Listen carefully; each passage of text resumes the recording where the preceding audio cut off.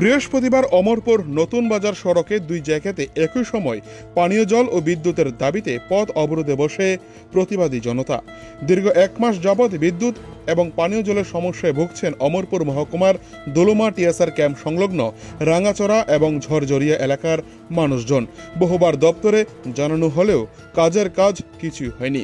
বাধ্য হয়ে বৃহস্পতিবার সকালে একেবারে পথে বসে এলাকাবাসীরা তার প্রতিবাদে সামিল হয়েছে। দীর্ঘক্ষণ চলে এই পথ অবরোধের ফলে রাস্তার দুধারে আটকে থাকে বহু যানবাহন এবং স্কুল কলেজের ছাত্রছাত্রীরা। পরবর্তী সময় খবর পেয়ে অবরোধস্থলে ছুটে যান অমরপুর এবং নতুন বাজার থানার পুলিশ। দীর্ঘক্ষণ অবরোধ চলার পর প্রশাসনের আশ্বাসে অবরোধ মুক্ত হয়, কিন্তু অবরোধকারীরা জানিয়ে দেয় 2 দিনের মধ্যে যদি তাদের এই সমস্যা সমাধান না হয় তাহলে পুনরায় পথ অবরোধে বসতে বাধ্য হবে তারা। অমরপুর থেকে নিজস্ব প্রতিনিধির রিপোর্ট, টিভি 100 বাংলা। কোন জায়গায়? এক মাস ধরে কারেন্ট পান না আপনারা?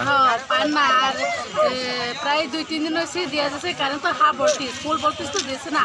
তো হাফ ভোল্টেজ দিয়ে কোনো জল পাওয়া যায়নি। ফুল ভোল্টেজ দিলে না জলটা পাওয়া যাইব। প্রায় 1 মাস হয়েছে, কারেন্টও নাই, জলও না। আমরা কত কষ্ট করে থাকছি। আপনারা দপ্তরে জানাইছেন নি? বিদ্যুৎ দপ্তরে জানাইছে। কিতা কইছে তারা?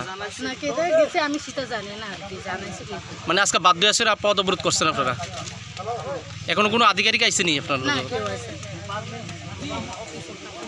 এখানে কয়টা অঞ্চল আছে, কয়টা পাড়া আছে? পাড়া তো 1, 2, 3, 4, 6, 7। কি কি পাড়া এটি? দালা কলোনি, সালন হাতাই, পচিন্দুলুমা, আর ফুটবল